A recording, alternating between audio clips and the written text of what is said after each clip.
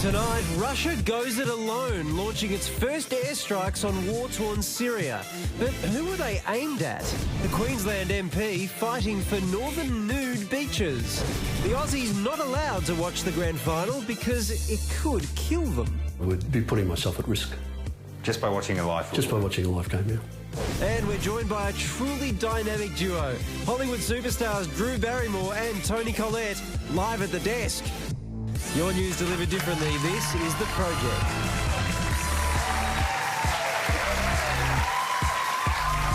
Good evening, welcome to The Project. Back with us tonight, the wonderful Greta Collette. Thank you.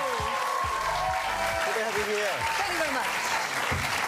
All right, we've got a huge show to get through tonight, so let's get to it and see what's making news this Thursday, the 1st of October. And one of two fugitives on the run in New South Wales has been arrested near Wollongong this afternoon. 25-year-old Beau Wiles broke out of Goulburn Jail yesterday. It's believed he had someone come pick him up, but there's no sign of 33-year-old Ali Chaheen, who hopped on a bus after bolting from a Sydney court yesterday afternoon.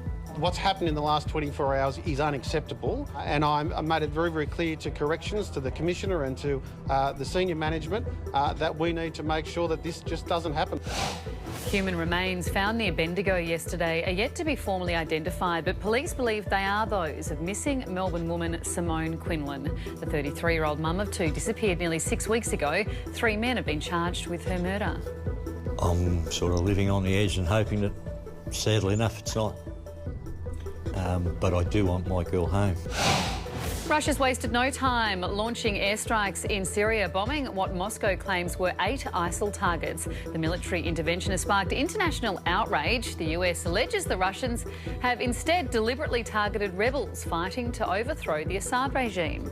The result of this kind of action will inevitably simply be to inflame the civil war in Syria. So what does it mean? So ISIS is a mutual enemy. Yeah. But Russia have just seen a political opportunity. There's an opportunity here, yeah. Will you think, well, assuming that the criticisms are right, that they're actually targeting the official opposition or the rebels, because they're basically just saying, Assad's the enemy of ISIS. If you hate ISIS enough, what we'll do is we will shore up Assad. We'll take that opportunity, and you have to join us because, you know, we all hate ISIS. The whole region is so cynical at the moment, the way it's being used, and our foreign policy is like completely caught in this contradiction in that we hate ISIS and that puts us on Assad's side, but we don't actually want to be on Assad's side. It's a total mess. Well, what do you think Putin's motivation is? What do you think his goal is here? I think he genuinely wants the Assad regime to be, helped. Sorry that was a really sophisticated word. But I think he just wants to support that regime ultimately, and he knows the world hates it. But if you can take this opportunity to entrench it, then whatever you end up doing about ISIS, it's not going to involve a political settlement that's going to get rid of Assad. Well, it's not the first time Russia's been involved in the Middle East. No, or the West. Sometimes we should just leave the Middle East alone. Completely agree. And a very lucky escape from Melbourne motorist. The 25-year-old managed to jump out of his car moments before it was hit by a train last night. He got stuck on the tracks after he took a wrong turn. He says he was simply following directions from his GPS. That's why I don't use GPS. I love my sat-nav, Carrie, but if I'm heading towards a train, I stop listening to my GPS. Yeah. It's a little rule I have. Imagine asking Siri, just going, Siri, quick question, quick question. How do I avoid a train? That would have been so scary, though. But in that situation, No, could you sue your sat-nav? Oh, they get it wrong too often. There'd be too many. No. You have some responsibility. As a sat-nav or as a human being? No, as a human being. Yeah, as a human being.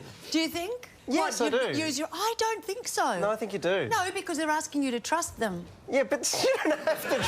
Mate, I don't know if that's their motto, though. Trust us. Trust us. I don't think that's their thing. Sometimes when I ignore them, I feel like they're getting angry at me. It's like, you turn when you get a chance. Speaking of train wrecks, Tony Abbott, have you noticed that once somebody stops being the Prime Minister, people start treating them really, really nicely? Here's former PM Tony Abbott with Neil Mitchell today. And I just want to say thank you, as I said, to you and your listeners, Neil. I appreciate that. Well, while we're on that tack, have you lost weight? I don't think I have. Your eyes are beautiful. They're so blue. It's amazing. And of course, Neil Mitchell did have some hard questions for Tony, but being the seasoned campaigner he is, Tony was ready for them. The 2014 budget was exactly what our country needed from a new, innovative and reforming government. Yeah, but it did break promises, didn't it? It didn't... Well, that's a very good question, Neil. And I think we know what the answer is. You know what I think we also know from that? He's maintained his media communications team. Now, here at the Project, we are known for news delivered differently, but tonight we're mixing it up and we're proud to bring you nudes delivered differently. If you're a tourist, it's hard to fault Queensland as a holiday destination. There's sun, sand and crystal blue oceans. But some people want more. Or was that less? Yep, you might be surprised to learn that Queensland doesn't have a single legal nude beach anywhere along its 7,000-kilometre coastline. But now there are calls to turn Queensland's beautiful Dundowran beach into the state's first clothing-optional stretch of sand. Really, really good idea. Long overdue. We desperately need to have a legal nude beach up in Queensland. Australia has around 20 legal nude beaches. Almost half of them are in New South Wales. Only Queensland and Tassie have none. You find a lot of people actually leave the Gold Coast and go down to Byron Bay just so that they can experience skinny dipping, laying on the beach, enjoying the sunshine without fear of police coming through and finding them. Now, it's only natural that naturists would want a nude beach, but how do locals feel about clothing-optional bathing? Now, you don't want to see people walking up indecent. I think a lot of the ladies around here will be against it. No, not with my body, no. I wouldn't use it. While there are no official figures to back them up, those who support a nude beach say Queensland is missing out on big tourist bucks. In Queensland, if we can cater for more visitors, in this case, people who enjoy nudist beaches, then that's a great opportunity for us. I don't get it. If these nudists are nude, where do they keep these tourist dollars? Seriously? Oh, yeah. Up their bum. So is it time for Queensland to lose their bathers to gain some tourist dollars? Well, Queensland Labor MP Bruce Saunders has joined the fight for the state's first legal nude beach and he joins us now. Oh, Bruce, disappointed you're not on a beach. No, Carrie, I thought after years of neglect and abuse, I don't think my body should be seen on a clothes-optional beach. Although I can fix the beach issue. Let's fix that background if we can. Get you on a beach. Oh, you're looking good now, Bruce. You on a beach. Thanks, Peter. I'm still disappointed that there's no nudity going on. OK, well, I can fix that as well. Let's fix that. Can we fix that? Yeah, that's looking good. I think we've added a few kilos to you, Bruce, but you're looking good. Peter, that wouldn't be too hard to add a few kilos to me at the moment. Now, Bruce, can you tell us, please, why have you decided to get behind this cause, no pun intended? Because I'm part of a listening government in Queensland. I believe people should have their say, whether they're for it or against it, and I believe people should be heard of if they want a clothing optional beach. And I thought, well, why not put it out there and see what the reaction is? So I feel mean having that there. What's kept Queenslanders from having a nude beach until now, Bruce? Oh, I think it could be a throwback to the Bjelke-Petersen era. And that's why I've put it out there, so that people can have a say, have a bit of fun. We can have a look around, see what money we're missing out of, to see what the tourist people think, to see what community members think. It's a long way to go yet, but we're getting heaps and heaps of phone calls, pro and people against it too. So that's part of the democracy we have in Queensland now. Do you have any idea how many tourist dollars we're talking about that could come into Queensland if you did this? Oh, I think there'd be quite a few, because most of the people who go to clothing optional beaches are middle-aged people. They're no children, double-income people. So I think we're missing out on a fair bit of money, and I'd like to see the tourist organisations see how much money, if we can quantify, what we are missing out on. Bruce, just in terms of the money-making side of this, are you thinking about other nudie infrastructure, like nude accommodation, nude... Theme parks. Nude theme parks? Wow, that's risky. I haven't given that much thought, but hey, who knows? All options are on the table. I mean, if there's a dollar in it for Queensland and the tourist industry, why not? A nude gravitron sounds horrific and really dangerous. Really dangerous. Should we return him his dignity before we... I think we should. I think we should. Sorry, Bruce, we'll just give you a moment. Yeah, there we go. OK. There we go. Bruce, thank you for being such a good sport. No trouble, Kerry. Thank you very much. Man. I feel a little bit bad about putting that, organising the put that on Bruce. So I think it's only fair that we put it on Carrie. Hey, that really fits you. What do you mean it really fits me? No, can we put it back on? Put it back on. Is that an insult? It's actually, it fits right around your shoulders. And the hair. Everyone gets a go. Okay. Gretel, I've had my go. Gretel. There we go. And now Willie. Ladies, laugh it up. Now, Sorry, I just caught a glimpse of that. now, I'm not saying Tony Abbott has been to a nude beach, but judging by this next clip, he might have at least thought about it. We all have to be able to look at ourselves in the mirror every day, Neil, and say, yep, I can live with it. Indeed. We have to go to a break. See you soon. Coming up, the wife who sold her husband's grand final tickets because he wasn't grateful enough. And after Sam's encounter with Sasha, the Pasha, could it be love? The Bachelorette joins us next. You're watching The Project.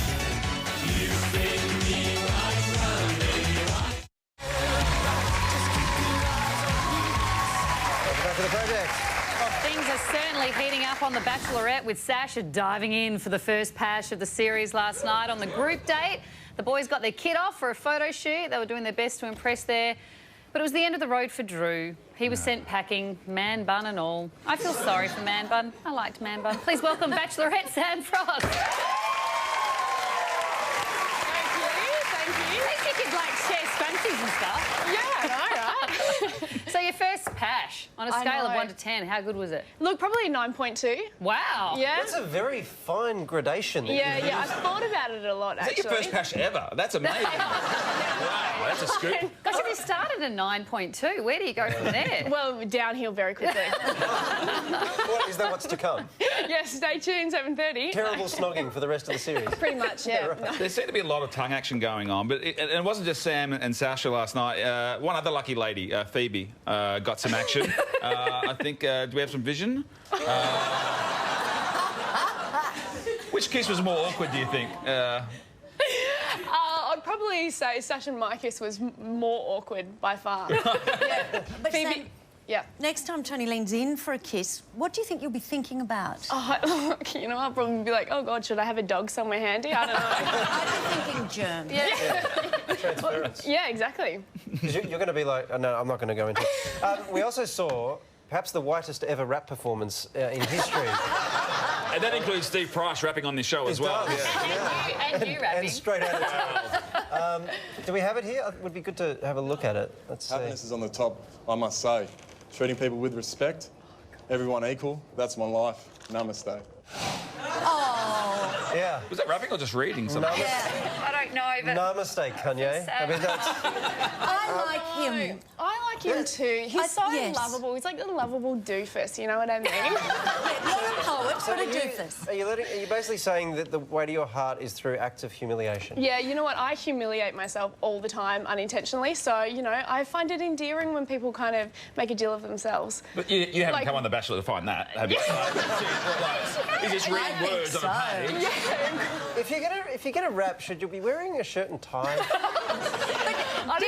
Did he say he was going to rap? No, he just asked me if I liked rap. But my favourite part was at the rose ceremony. It was doing the voiceover. Like, of course I'm going to get a rose. I rapped. Like, of course. There should be like a mercy rule where there's a black rose and you just go, here, you have that, and they've got to stop what they're doing.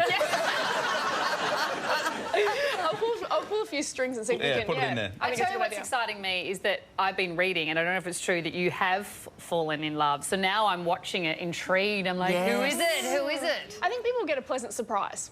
Oh! You can watch some more. The Bachelorette is on right after us tonight. It's a double elimination too. Ooh. Would you please thank Sam Frost?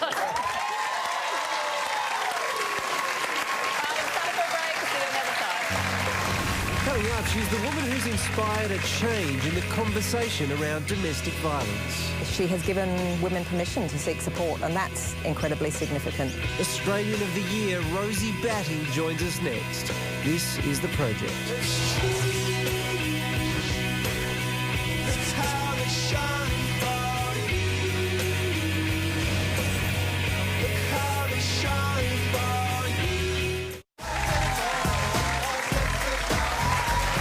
Welcome back, you're watching The Project. Time now to take a look at what's happening in the world of entertainment. Caitlyn Jenner won't face manslaughter charges over a car crash in Malibu earlier this year that claimed the life of a 69-year-old woman. Police say Jenner was driving too fast for the conditions, but prosecutors don't believe there's enough evidence for a conviction. She's still being sued by the victim's family and another driver. Former MTV VJ Ruby Rose is going back to where it all began. She's been named co-host of the MTV Europe Music Awards, being held in Milan later this month. She'll team up with nominee Ed Sheeran. They were both pretty excited when they broke the news on social media. And it seems Rod Stewart's a little miffed. Critics haven't given him the same sort of love they dished out to David Bowie over the years.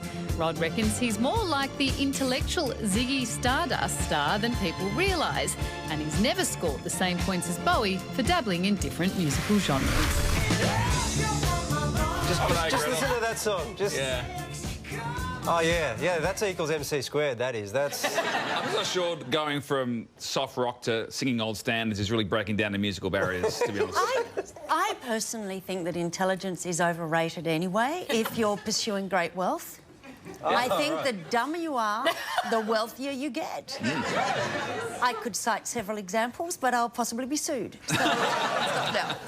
Hey, Rod Stewart isn't playing the AFL Grand Final on Saturday between the Eagles and the Hawks. Brian Adams is. Yes. And, it's a big fan. Brian's in the audience. And, but he won a lot of fans at the press conference today. When I came in this morning on the plane, the guy said to me, he says, I hope you do better than Meatloaf. So I've got big boots to fill, and I mean that physically. Was that? Do you know the story about Meatloaf? Just something about him being shit or something. I don't know. That really sums it up. That's all you need to know. Well distilled. There's much more than Brian Adams, of course, for footy fans to be excited about, as long as your team's in the final. But for some, this time of year can also be a serious risk to their health. Jules Schiller met one such fan. I had to give up live football to save my own life. How many heart attacks have you had? 8. While most of us have joked about a close result giving us heart failure, about half of Wayne's 8 heart attacks have happened while he was watching his Hawks. I nearly died watching football. Wayne's been a mad AFL supporter since birth. He grew up watching the game. But this visit to the Adelaide Oval is the first time he's been inside a footy ground for 20 years. Do you miss all this? Do you miss coming to the games? Do you miss the crowd? Yes. You sit and think. Oh, just the smell. Wayne's team Hawthorn is playing for its 3rd straight premiership on Saturday, but he won't be there. He's under doctor's orders not to even watch it live on TV. I was talking to the cardiologist and he said I would be putting myself at risk. Just by watching a live? Just by watching a live game, yeah. You can see it in their faces. They go beetroot red and they'll scream and they'll yell. It's so real and it's so harsh and you think, where has this come from? It's extreme emotional stress that's happening. It's either extreme excitement, it could be grief, it could be a sense of feeling real intense upset about what's going on in the match. And that actually can overwhelm the heart. Studies show that men are 3 times more likely to suffer a cardiac emergency the day their team plays. And the rate among women doubles. Journalist Dean Ritchie's seen it all too often in the 30 years he's covered the NRL. There was this large bloke there. He had a pie, a cigarette and a beer, and he is screaming at the referee. And I didn't know what to do, but I thought I'll walk up and say, mate, you're going to have to calm down because you're going to have a coronary. But what about the coaches? Their entire careers can live or die by what happens on the field. We are experiencing quite high emotions during a game. Your blood pressure may increase, your heart rate starts to go faster, and sometimes that can even destabilise the rhythm of your heart. Which is exactly what happens to Wayne Compassi. It starts with skyrocketing blood pressure, like during last year's grand final when his team was playing, and he dared to watch the first bounce. Do you remember what you did last grand final day? Lightheadedness, my breathing became a little bit laboured, and I stood up. I thought we were going to get beaten the way Hawthorn started that game. So I thought, that's it, switched it off. And I ended up down on the beach, sat at the coffee shop there. Finally gave up on that and went for a walk along the pier. Kept watching my watch, and by 20 past 5, I thought the game's definitely over now. I thought, yes, I've got through another grand final. So Wayne, if you got tickets to a grand final, private jet, penthouse suite, corporate box, would you go? Yep, but then I'd not go in. What, you'd go to Melbourne, sit outside the MCG and not go in? If I'm going to have a heart attack, Jules, I'm going to do it privately, thank you. Not in front of 100,000 people.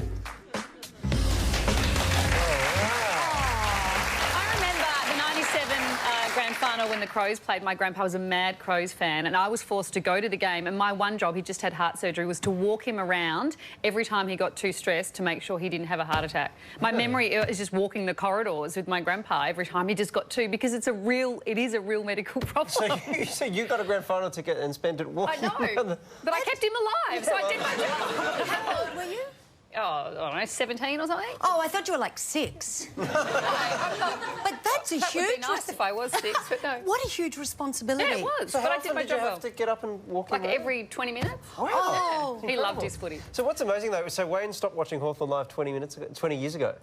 That's He's sad. missed 2 amazing days. Imagine he watches replays. Well, in fact, because Hawthorn are playing for the grand final, obviously, for their three-peat. Yeah. And his plans are, and I'm not making this up, during the game, he will watch last year's grand final. Oh, really? really? Because he knows the outcome, so we get too I stressed. think he'll have a good day. Oh. Well, if you have just joined us, here's what's making news this Thursday, the 1st of October, and a young woman has died from meningococcal disease on the New South Wales mid-north coast. She's the second person in the region to die from it in the past 24 hours. Late yesterday, an elderly woman passed away, but authorities say the 2 deaths aren't linked in any way. Just 2 days out from the AFL Grand Final, former West Coast player Daniel Chicks dropped a bombshell alleging drug use was rampant during the Eagles' 2006 premiership season. In a statement... Football club, West Coast, it was a business and they didn't care about the players' health. I went from the family club to the freaking Playboy club and it basically ruined my life. The Eagles have refuted Schick's claims but insist the allegations won't distract them as they look to secure the club's 4th premiership flag on Saturday. University students can breathe a sigh of relief. The Turnbull government's shelved plans to let tertiary institutions set their own fees. The controversial reforms have already been knocked back twice by the Senate and they're now on the back burner until after the next election. Any future reforms, should they be legislated, would not commence until 2017 at the earliest. And an American guy who won a $2,000 portrait prize for this sweet tribute to Taylor Swift, made of 17,625 gumballs. Rob Surratt spent an hour a day during his summer holidays putting the prize-winning work of art together. That's awesome. So what, 17,000 gumballs, did you say? Yeah. And he got paid $2,000 for it? It's not even the cost of the gumballs.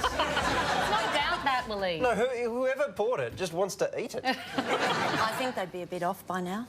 They don't go off. Gumballs never go off. They sit in those machines for years. I'm worried about this painting, and you know why? Because he spent all that time and spent $2,000, and it's really ugly. I disagree. I think it's awesome. It's made very out of gumballs. It's not a miracle. You can do it with Photoshop. Amazing. I want you to bring us in one of those next time you come on the show. I feel like I'm watching Carrie being told off by her mum or something. I just think we need some standards in the artistic world. Yeah, okay. And they need to be higher than that. Can I just announce that my John Farnham Hubba Bubba portrait has been cancelled? I was going to start on it tonight. All right, there's something far more serious now, and in less than 2 years, our next guest has become the leading voice in the campaign against domestic violence. 19 months ago, 11-year-old Luke Batty was brutally murdered by his father.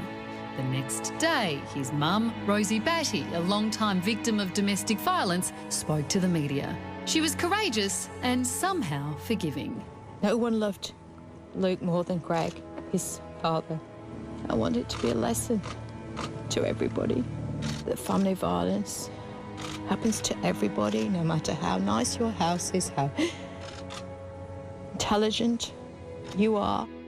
I think Rosie's story has changed Australians' attitudes to domestic violence. Her work this year has drawn a line in the sand. In a couple of decades' time, we will have a very different Australia when we're thinking about domestic and family violence. In January, not even a year after she lost Luke, Rosie was named Australian of the Year. I would like to dedicate this award to my beautiful son, Luke. He is the reason I have found my voice and I'm able to be heard. And today she releases her memoir, A Mother's Story. Through her tireless campaigning, Rosie's shown us her story is about more than loss. It's about hope, the hope that one day domestic violence will be a thing of the past. And Rosie Batty joins us now. Rosie, thanks for coming in. It's a privilege to have you here. Thank you. This book's hard to read. It's a lacerating read. Was it hard to write? Yep. I mean, Bryce wrote it with me, and it was really important, obviously, when you started to unpack that type of journey, how important it is that you get on with the person who's writing it with you, because it really is, obviously, really raw. And some of the things that you perhaps would expect me to be more affected by would just, you know, be easy. But with certain questions, you know, that are really personal about being Luke's mum or something would be really tough. Was your reason for writing it to find closure for yourself, to empower other mums, or what was it? Yeah, look, I was really quite conflicted about why would I do it, and, you know, did I want to be seen as somebody, you know, releasing a book and another tick in the box.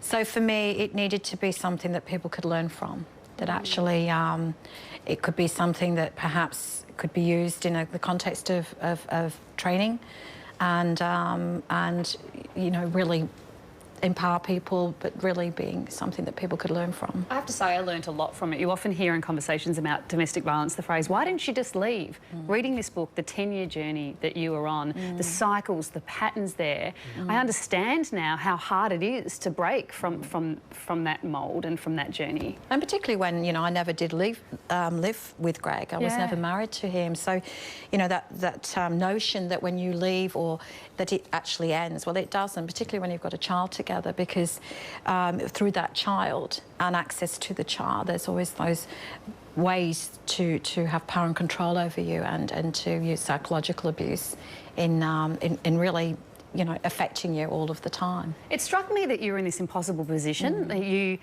You wanted to protect your safety, but you wanted Luke to have a relationship with his father. Did you ever just wish that someone else could step in and make the decision, or that the system could make the decision for you, take it away? Completely, absolutely, because you know, you're full of... Greg loved his son, and Luke had a good bond and loved his father. So for me to, you know, it really was very difficult for me to even consider stopping Greg from seeing Luke. But clearly, when it became... my grave fear was that Luke was no longer safe. Was absolutely clear that I had to follow through and stand up to Greg. But I knew it would break his heart. And so for me, the first time when the magistrate said he was no longer able to have access to Luke was an enormous relief. Because otherwise people say, you know, it's me standing up to a 6'2" man saying, no, you can't take him. And, you know, not knowing whether your head's going to go through a wall or what is going to happen to you, it's enormously frightening. And, you know, the best we can do at this point is say, here's an intervention order and you've got to comply by the boundary, you know, the restrictions of that intervention order, or you're in trouble. So it's really quite unfair that we place the onus on safety onto the victim, and that child protection look at the safety of the child and you as the protective mother to enforce that safety. None of us will ever forget you speaking to the media. I think it was maybe the following day, and a lot of us were concerned and thinking, because usually it's an uncle or a distant, you know, family member or a close friend.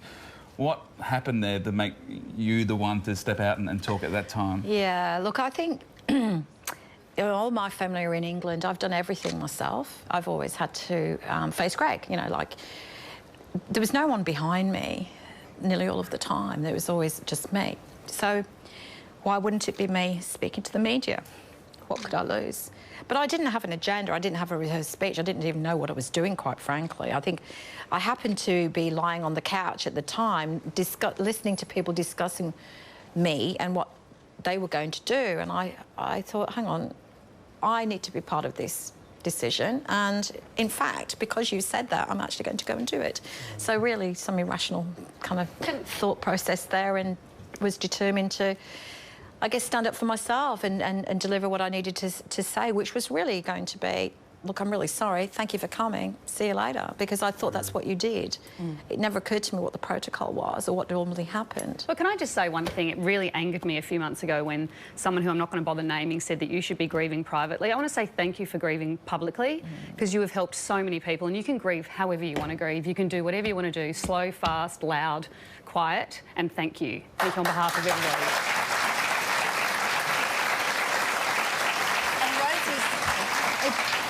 You're fulfilling an extraordinary role as Australian of the Year. It must be so hard for you, living every day, retelling this story and being with people who have also suffered similarly.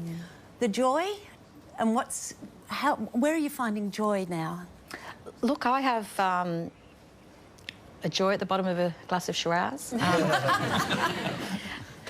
There are still, you know, you still have good people in your life. You meet other good people, and they are what gives you a lot to have faith in. Yes. So I still, you know, when it first happened, I thought, how the hell do you go through every day and you realise, oh, today I didn't cry. Gee, I didn't cry today. Or and so gradually you kind of go, okay, I actually do enjoy the same things. I still enjoy good conversation, I still enjoy good company, I still enjoy nice meals, I still enjoy concerts and theatre. So now I've got to the point where I go, you know what, you do go through an amazingly tough time, and the support of the good people around you takes you through it, but you do actually find still things to enjoy in the world. Yeah. How do I find joy? Look, I have dogs, I have things that I reconnect with now. But, you know, clearly the biggest joy of my life was to be a mum. I can't be that anymore. And it infuriates me if people try to say, you'll always be a mum. No, I'm not. I was. I now have to fill my life in a more meaningful way, in a different way. And I feel really fortunate that I've been able to do this. It wasn't a journey I planned. It wasn't a journey I thought would last. There was never an expectation. I've just continue to do what I feel is the right thing that feels right for me, and follow my intuition, and I think I've been really well guided and really fortunate. And, you know, Luke's coronial inquest came on Monday, and that was a big day, but again, the outcome I felt was worthy of the journey, and what my legal team had worked really hard to do, we achieved. And all I can think is how awful it would be for other people who can't have that experience of thinking, oh, I couldn't get Luke back. So what was going to be the best outcome for me? But to feel that Judge Gray really understood my journey, heard my story, and took into account everything that was presented, and he came out with the same outcomes as myself, and not apportioning personal blame. So the only person to blame was Greg.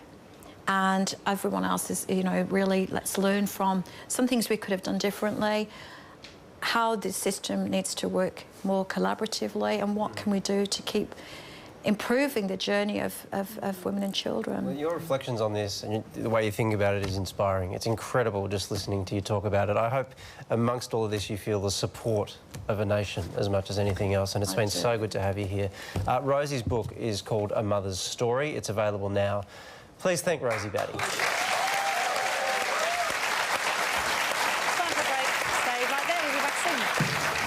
Coming up, she's a true Aussie legend, the star of Muriel's Wedding, The Sixth Sense, Little Miss Sunshine and The United States of Tara, the one and only Toni Collette. And ever since Drew Barrymore melted our hearts in E.T., we've loved her in films from The Wedding Singer to Charlie's Angels. Two true superstars. They'll both join us after the break. This is The Project.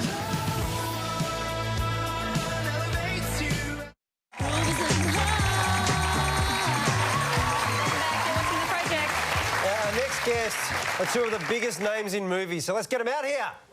Ever since E.T. phoned home and Muriel said goodbye to Porpoise Spit, Drew Barrymore and Toni Collette have been two of our favourite leading ladies. And now, at long last, they're together. We did everything together. While Millie wasn't always entirely appropriate, she became a wonderful mother. Miss You Already has the girls playing Millie and Jess, long-time best friends that have grown up together and shared everything, secrets, clothes, even boyfriends. I did it. I got you home. You are a terrible driver. In you go. All right. I miss you already. Miss you already. Now in their 30s, their unbreakable bond is put to the test when Jess struggles to start a family while Millie falls terribly ill. I have to have chemotherapy, like, straight away. I'm going to be bald. Well, lots of people are bald. Oh, men are bald, Jess. Babies, E.T., not me. The film is an emotional roller coaster, but the fantastic chemistry between Drew and Tony ensure that you stick with their characters every step of the way.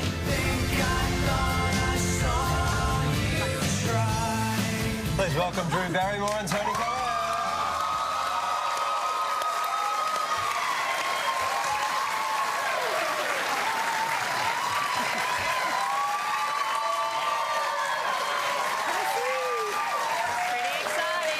Amazing. You're not just like they're doing sign language to you. It's extraordinary, the stuff that's going on here. Hey, would you like a moment? I think we're having one. This is perfect. Yeah. Congratulations on the film, guys. And the chemistry between you is incredible. But, like, is it true, Drew, that Tony talked you into this out of maternity leave? Yeah, right, I know. I had just had a baby minutes before, well, months, but it seemed like minutes. In mom terms, it's minutes. And she wrote me this letter. I was so lucky. I was so excited to read it. And the invitation was to come, you know, move to London and tell this story. And I read it, and I said, this is the worst timing and yet the best timing, because life surprises you, and when you think you can't pull something off is when you end up a year later going, I had an intention, I want to tell this story for my daughters when they're grown up. It's about two lifelong best friends. It was wonderful. I feel so lucky and honored Tony asked me to be a part of this, and I showed up and I was like, hey, I'm here to support you because I love you and I believe in you endlessly, and I'm just here to support you. So let's do this. Talk about no pressure. Yeah. Bad boss rushing her back from maternity leave. Come on, we need you. How many other letters did you write, Tony?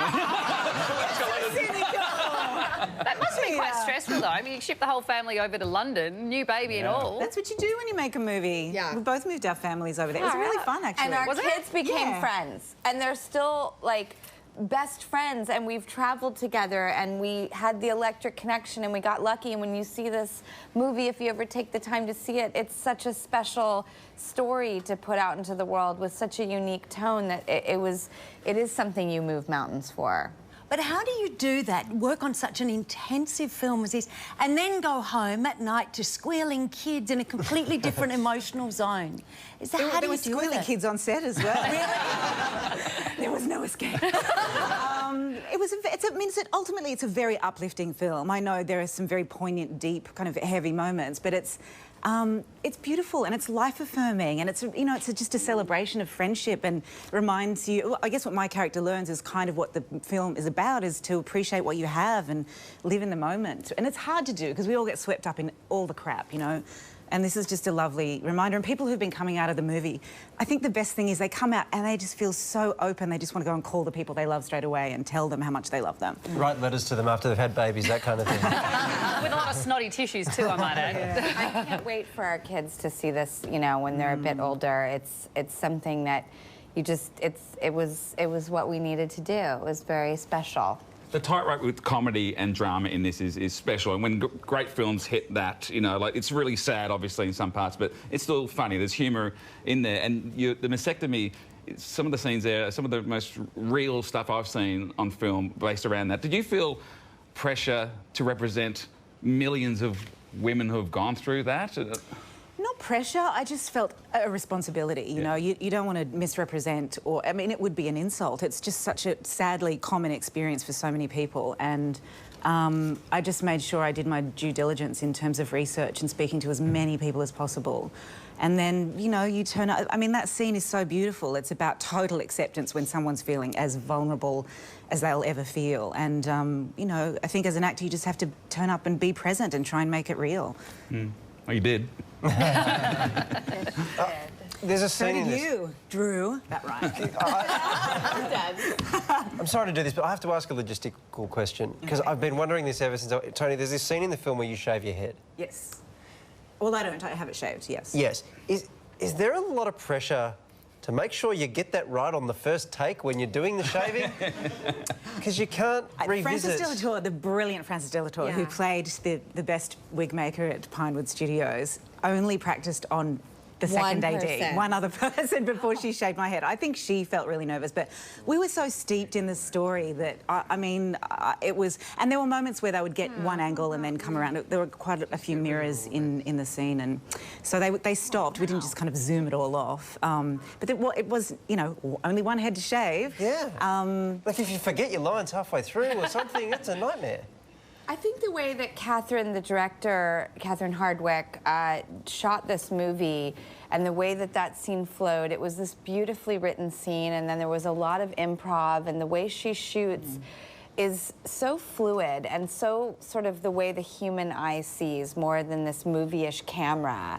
And I think there was a lot of room, you know, to find things rather than things being staged and having to be caught in a certain way. And I the think whole film was like that. It was a very kind of, it was very freeing, you know. She just, and we had a beautiful script to begin with by Morwenna Banks, but every day I was surprised. She would just take us completely off-road. Like at lunchtime, she'd be like, okay, let's head over here. She's grabbing the GoPro and whichever actors are available and going off to shoot something. It was really exciting. And yet it doesn't feel sort of dizzying verite. There's something very grounded and responsible about the way she did this. And when we would be so moved, you know, doing Inevitably, something, because some of it is very moving. And she'd just like crack the whip. No crying! No sexuality! It just never falls into any kind of indulgent quality. It's not sentimental, and she really fought against that. And I think it's just benefited the film so beautifully because it feels real. It feels like you're watching real lives. And you do put one foot in front of the other, especially when you're going through something so difficult or you're trying to be supportive of someone going through something so difficult.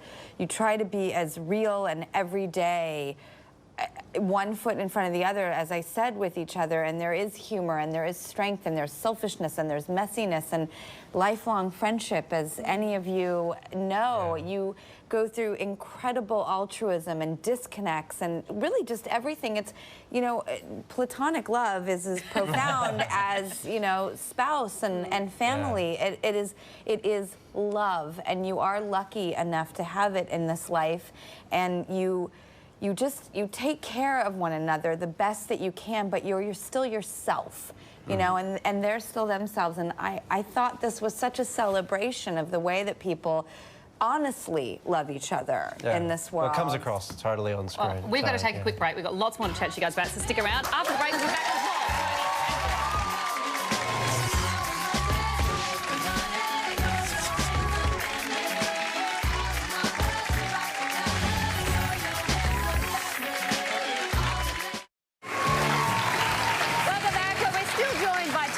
And Drew Barrymore. Now, I was reading, I think it's been 20 years since Muriel's wedding. It feels like it's hard to believe. Lordy. And you must never get asked about it, so I felt we should talk about it. Bring it on, baby. What's the most, like, the most popular catchphrase you get from people? Come on, what do you think? What do you think? Muriel? Yeah. You're terrible, Muriel. Is that it? Yeah. Yeah, right. Drew, what line do you get most? From Muriel's wedding. Yeah, exactly. Gosh, I don't know. I'm not Chelsea Gracie anymore! It's the best. But I still am. I always will be. Can we talk about E.T. for a second? You played Gertie, obviously. Yeah. I mean, one of the all-time classics. Have you ever met a Gertie in real life? No, I haven't. I had a beagle called Gertie. And I had a cat named Gertie. Come on. Get deeper. Friends a lot. Which film, you spoke about showing your kids this when they're a bit older. Which, maybe outside of this film, what other films would you like hold up in your career and say, this is the one, for both of you? Sheesh. It's really difficult. I mean, our kids are still pretty young. I guess the ones that feel kind of most truthful and important to me would, I mean, Muriel's Wedding is one, The Sixth Sense. Little Miss Sunshine, the way we're back. In her shoes. You don't even call your movies, man. They're all good for me. Yeah. Wow. The film that taught me that you can rescue yourself is the greatest thing, and I want to teach my girls that. What a wonderful message. We're going to go to a break, but they're going to still be here when we get back. Don't go anywhere.